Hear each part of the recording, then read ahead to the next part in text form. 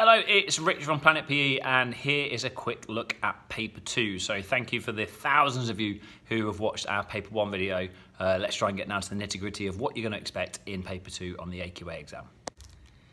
So paper 2, just like paper 1, is broken up into different areas. So on paper 2, you have to expect to see questions on sports psychology, on the socio-cultural influences of sport, and also health, fitness and well-being. So they're the three main ones. So we'll try and break those up into the different bits. So sports psychology. Now sports psychology, the first part is about classifications of skills. So you'll be asked to say, for instance, a rugby tackle, is it an open or closed skill? So that's what the classification of skills are.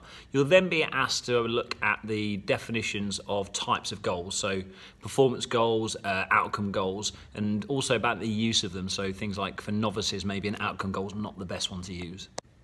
The next part of the sports psychology bit is all about SMART goals, so understanding what a SMART goal is and also about how we might try and use it.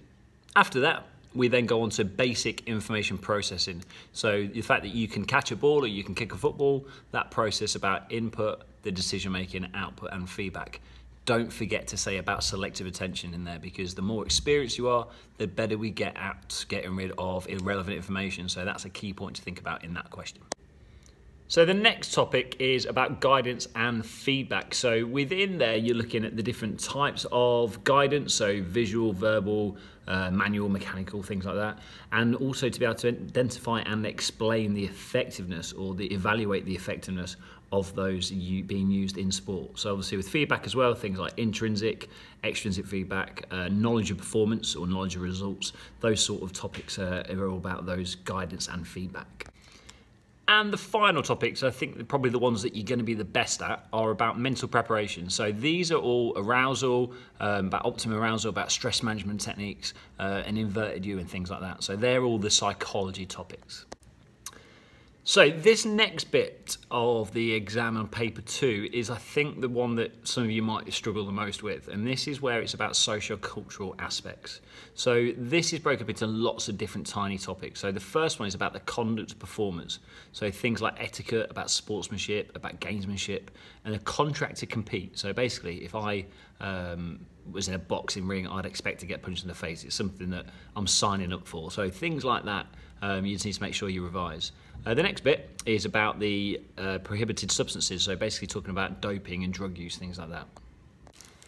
Now, in the specification, there's quite a big chunk of the information which is about performance-enhancing drugs. So first thing you need to do is know all the different types of drugs. You need to understand what they do and how they might be advantageous for a performer, and also what disadvantages the performer might have if they take those drugs or actually drugs in general. So you're talking here about bans as well as in fines, but obviously the wealth or the increased performance is obviously the benefits. So just make sure that those are the bits that you really look at, because it is quite a big section of the exam, and I would expect an extended question on drugs because we've not seen one in any of the older specs for quite a while. And the final bit is all about the behaviour of spectators. So you probably would have learned about hooliganism and about the reasons that maybe hooliganism is caused, and also about the strategies that are in place to try and stop it. So those spectator behaviour bits are that final part of that. The next bit is the consequences of a sedentary lifestyle. So within this one, you need to understand what the consequences are. So things like obesity, hypertension, diabetes, things like that. And also thinking about then how obesity might affect performance in physical activity or sport. And this also includes somatotypes, so obviously endomorphs, mesomorphs and ectomorphs, the sort of sports that they're going to play, and also what positions within the sport they might be most suited to.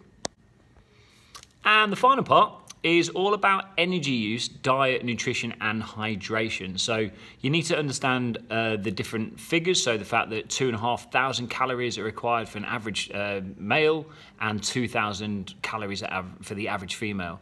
But this is dependent on things like age, gender, height, or even how much exercise people do. Okay, so some real key things about energy use there. And the final bits about diet are about balanced diet, so understanding the different components that make up a balanced diet. Okay, but the key thing is know your percentages, so things like carbohydrates are 55 to 60% of your diet and things like that. Okay, so making sure you know about nutrition. And the final bit is about hydration. So make sure that you look at how much we should drink and also how exercise affects those points. Now, these next 2 points, I think you're going to get lots of questions on. So there are some things about the participation levels of different social groups. So where we talk about age, about race, gender, things like that, and the different barriers that might be in place for these people to maybe not be able to participate as much. So please make sure you look at those, because I think you're going to get a 9-mark question potentially on that part. The other point, you could get one, is about commercialization in sport. So with the commercialization in sport, you need to know about the golden triangle. So that relationship between the sport, the sponsor, and the media.